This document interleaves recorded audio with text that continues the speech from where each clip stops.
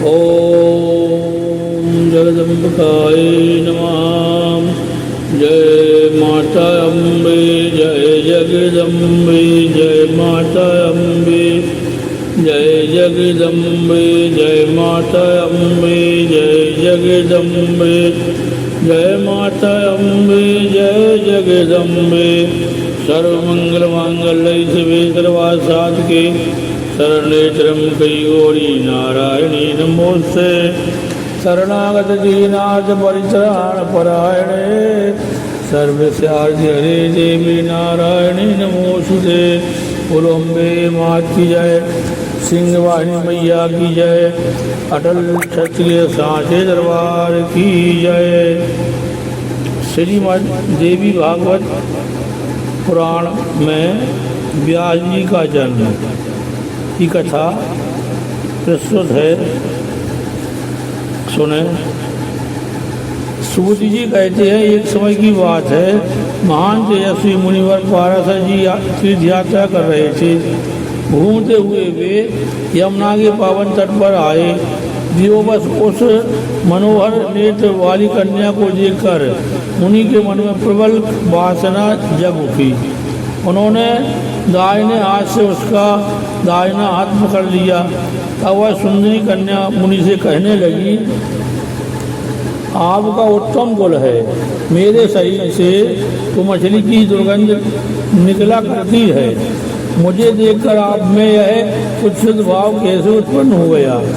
मत्स्य गंधा के इस प्रकार वचन निकलते ही पाराशर जी ने अपने तपोबल से उसे कस्तूरी की गंध वाली बना दिया और वह सुगंध 4 कोस तक फैल गई। तब मुनि ने वह योजन गंधा कल्याणी सत्यवती कहने लगी। तब मुनि से वह योजन गंधा कल्याणी सत्यवती कहने लगी, मुनिवर यह जन समाज देख रहा है तथा उस तट पर मेरे पिताजी हैं। इस प्रकार सत्यवती के युक्तिपूर्ण वचन सुनकर महान विचारशील पाराशर जी ने उसी क्षण अपने पूर्ण के प्रभाव से कोहरा उत्पन्न कर दिया। कोहरा उत्पन्न हो जाने पर तट पर अंधेरा छा गया। तब सत्यवती ने कोमल वाणी में मुनि से यह वचन कहा, विप्रवर मैं कुंवारी कन्या हूँ, यदि गर्भवती हो गई तो पिता से क्या कहूँगी। पाराशर जी ने कहा, प्रिय, मेरा प्रीकार करने पर भी तुम कन्या ही रहोगी। भामनी, तुम्हें और भी जो अभीष्ट हो वह वर मांग लो। सत्यवती बोली, सम्मान प्रदान करने वाले मुनि जी, आप ऐसी कृपा कीजिए जिससे जगत में मेरे माता पिता इस रस को न जान सके, मेरा कन्या व्रत भंग न होने पाए। दुर्वर मेरे आपके समान ही अत्यंत अद्भुत शक्तिशाली पुत्र उत्पन्न हो। मेरी यह सुगंध सदा स्थिर रहे, मैं सदा नवयुवती बनी रहूं।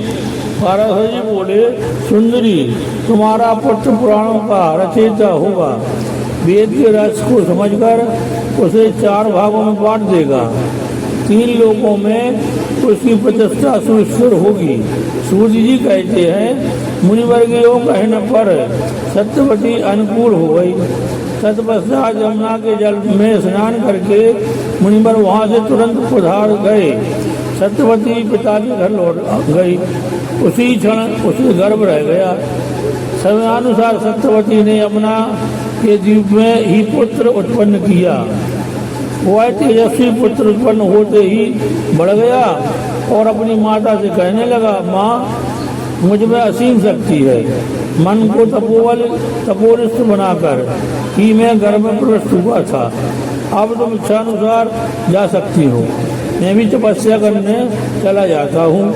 माताजी, कभी तुम्हारे सामने अत्यंत कठिन परिस्थिति आ जाए तो मुझे स्मरण करना, मैं उसी क्षण सेवा में उपस्थित हो जाऊँगा। इस प्रकार कहकर व्यास जी वहाँ से चल दिए। सत्यवती भी अपने पिता के पास चली गई। सत्यवती ने यमुना द्वीप में व्यास जी को जन्म दिया। इसी से व्यास जी द्वैपायन नाम से विख्यात हो गए। वेद का विस्तार करने से उनका नाम वेद व्यास पड़ गया। पुराण संहिताएं तथा श्रेष्ठ महाभारत सब उन्हीं की रचनाएं हैं। बोलो अम्बे मात की जय, सिंहवाई मैया की जय, अटल सच की जय, सांचे दरबार की जय। राजा महावेश और गंगा जी को ब्रह्मा जी का साप। ऋषिगण बोले पुण्यात्मा सूर्य जी सत्यवती निषाद की पुत्री थी। फिर पूर्ववंशी धर्मात्मा राजा शांतनु ने उन्हें स्वयंवर में कैसे स्वीकार कर लिया। सूर्य जी कहते हैं इक्ष्वाकु वंश में उत्पन्न एक महाभिष नामक राजा विख्यात हो चुके हैं। उन्होंने 1000 अश्वमेध और 100 वाजपेयी यज्ञ करके देवराज इंद्र को प्रसन्न किया। फलस्वरूप स्वर्ग के अधिकारी बने। एक समय की बात है, राजा महावेश ब्रह्मा जी के भवन पर गए। प्रजापति ब्रह्मा जी की सेवा से सभी देवता वहाँ पधारे हुए थे। लोक प्रजामय की सेवा में महानदी देवी गंगा भी वहाँ उपस्थित थी।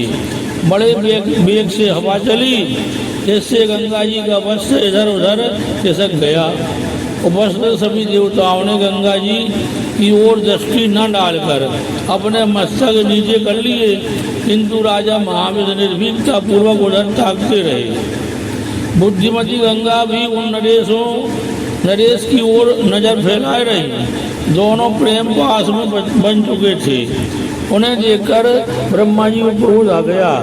उन्होंने शाप दे दिया, राजन तू मृत्युलोक में जाकर जन्म ले। गंगा को भी ब्रह्मा जी ने ऐसा ही शाप दिया। इसी समय 8 वसु अपनी अपनी स्त्रियों के साथ वशिष्ठ जी के आश्रम पर आए। उनमें जो नामक एक प्रधान वसु था। वहाँ धो की स्त्री ने नंदिनी गौ को देखा। देखकर उसने अपने पति धौ से पूछा, यह उत्तम कामधनु गौ किसकी है? धौ ने उत्तर दिया, तुम्हारी सुंदरी। धौ ने उत्तर दिया, सुंदरी यह उत्तम गौ वशिष्ठ जी की है। स्त्री अथवा पुरुष कोई भी हो, यदि उसे इस गाय का दूध पीने का अवसर मिल जाए तो वह निश्चय ही 10,000 वर्ष तक जी सकता है और उसकी जवानी सदा स्थिर रह सकती है। यह बात सुनकर धियो को सुंदरी स्त्री ने कहा, मेरी एक सखी मर्दलोक में रहती है, वह राजर्षि उसीनर की पुत्री है। आप उसी मेरी सखी के लिए इस पूर्णमयी एवं इच्छानुसार दूध देने वाली नंदिनी गौ को बछड़े से अपने उत्तम आश्रम पर ले चलिए और जब तक मेरी वह सखी इस गौ का दूध न पी ले तब तक वहीं रखिए। यद्यपि देव के मन में पाप भावना नहीं थी, फिर भी स्त्री की बात सुनकर उसने मनोनिग्रही मुनिवर वशिष्ठ जी का अपमान करके उस नंदिनी गौ को चुरा लिया। उस कार्य में पृथु आदि सभी वसु सहायक थे। नंदिनी का अपहरण हो जाने के पश्चात महान तपस्वी वशिष्ठ जी फल फूल लेकर अपने आश्रम पर आए। जब उन्हें कहीं भी गौ न मिली तब उन्होंने ध्यान लगाकर देखा तो उन्हें ज्ञात हो गया कि वसुगण मेरा अपमान करके गौ को चुरा ले गए। तब वे बोले कि इस अपराध से उन सभी वसुओं की मनुष्य योनि में जन्म लेना पड़ेगा। क्यों? स्वयं वशिष्ठ जी ने वसुओं को शाप दे दिया। शापग्रस्त हो जाने के पश्चात वसुओं ने देखा नदियों में शेष गंगा जी रास्ते में जा रही थी। शाप के कारण गंगा जी का मन भी अत्यंत उदास था। वसुओं ने नम्रतापूर्वक उनसे कहा, देवी हम मर्दलोक में कैसे उत्पन्न होंगे? हमें मनुष्यों को उधर में जन्म लेना पड़े, यह तो बड़ी चिंता की बात है। अतएव सरिताओं में सुप्रसिद्ध गंगा जी आप ही मनुष्य होकर हमारी जननी बनने की कृपा करें। कल्याणी शांतनु नाम के प्रसिद्ध जो राजर्षि हैं उन्हें आप पतिदेव बना लें। फिर हमें उत्पन्न होते ही आप जल में फेंक दीजिएगा। गंगा जी ने स्वीकृति दे दी। बोलो अम्बे मात की जय, सिंहवाणी मैया की जय, अटल छत्र की जय, सांचे दरबार की जय।